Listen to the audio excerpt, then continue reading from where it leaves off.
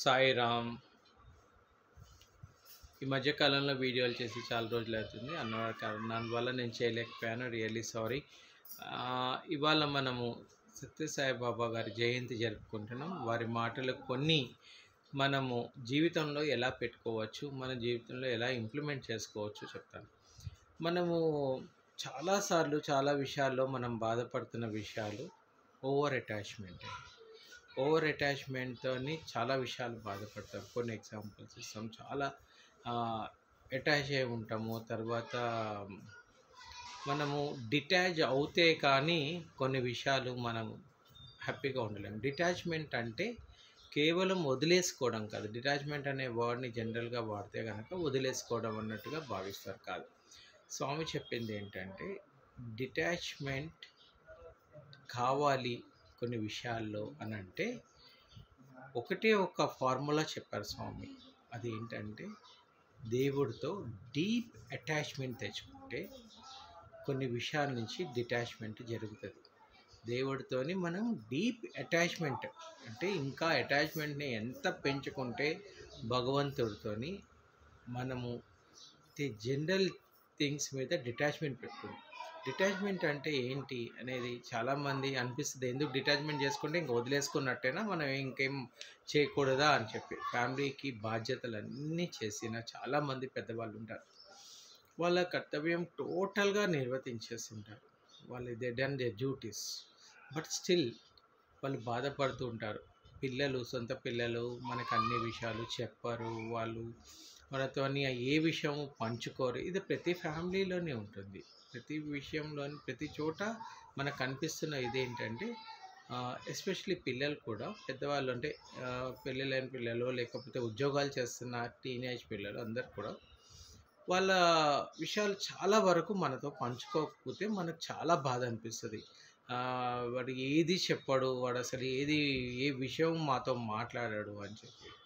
అదేంటి గల కారణం ఏంటంటే మనకున్న ఓవర్ అటాచ్మెంట్ వల్ల తెలుసుకునే తప్పన. అంటే కామన్గా ప్రతి తల్లిదండ్రులకి కానీ ప్రతి చోట ఉంటుంది. ఇది ఫ్రెండ్స్లో కూడా జరుగుతుంది అండ్ బంధుమిత్రుల్లో కూడా జరుగుతుంది.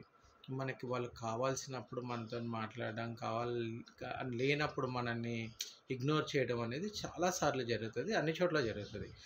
కానీ దీనికి పరిష్కారం ఏంటి అని అంటే ఓన్లీ మనం కొంచెం డిటాచ్ అవ్వడమే. ప్రతి విషయం నుంచి కొంచెం దూరంగా ఉండి కొంచెం ఈ డిటాచ్మెంట్ ఓన్లీ భగవంతుడితోని డీప్ అటాచ్మెంట్ వచ్చినప్పుడే మనం ఇలాంటి విషయాలు డిటాచ్ అవ్వగలం.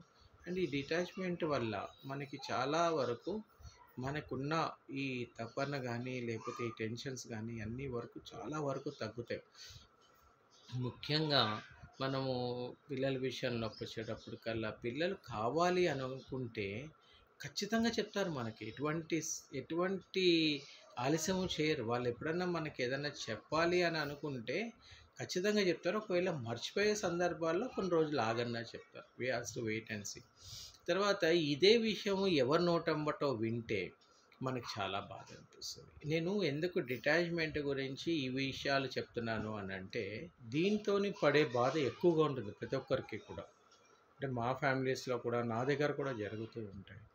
ఒకవేళ చెప్పాలి అని అనిపించినప్పుడు పిల్లలు కానీ ఫ్రెండ్స్ కానీ వాళ్ళ ఫోన్ ఆగిపోయినా పక్కనోడు ఫోన్ తీసుకోనన్నా మనకు చెప్తారు. కానీ చెప్పట్లేదు అనే దాని గురించి బాధపడ్డము, లేకపోతే మాట్లాడట్లేదు అని బాధపడ్డము, లేకపోతే సొసైటీ ఇలా చేస్తుందనే బాధపడ్డము, ఇవన్నిటికీ గల కారణం మనము ఒక మనిషితోని ఓవర్గా అటాచ్ అయి ఉండటము, ఓవర్గా ఎమోషనల్గా అటాచ్ అయి ఉండడం, లేకపోతే రిలేషన్గా అటాచ్ అయి ఉండడము చాలా వరకు ఇది. కానీ దీనికి ఆ పరిష్కార మార్గం మనం పదే సార్లు ఈ వీడియోలో మాట్లాడుకుంటున్నాము. వారు చెప్పింది you should get a involvement of a deep attachment with the భగవంతుడితో ఒక డీప్ అటాచ్మెంట్ వస్తే చాలా చోట్ల నుంచి మనకి డిటాచ్మెంట్ అనేది ఖచ్చితంగా జరుగుతుంది. And we feel happy about it. And మనము ఒక వైడ్ యాంగిల్లో మనం ఆలోచించే శక్తి కూడా ఆ భగవంతుడు ఖచ్చితంగా ఇస్తాడు. అది ఓపిక పట్టాలి. అంటే ఏది వచ్చినా సరే ఒక భగవంతుణ్ణి చాలా దగ్గరగా అటాచ్ అయ్యి చూసుకుంటే మనకి దారి చూపిస్తారు, ఉపశమనం కలిగిస్తారు, అలాగే చక్కటి మార్గంలో నడిపిస్తారు, టెన్షన్ లేని జీవితాన్ని మనకి ప్రసాదిస్తారు. ఇది స్వామివారి మాటలు కాబట్టి ఈ deep attachment towards the God gives that detachment with so many things. ఇది రిపీటెడ్గా చెప్తున్నాను, వదులుకోవడం కాదు ఇది. ఇది వదులుకోవడము, డిటాచ్మెంట్ అనేది వదులుకోవడం కాదు, కానీ ఒక రకమైన ఉపశమనం. అంతే. సాయిరామ్, సాయిరామ్, సాయిరామ్.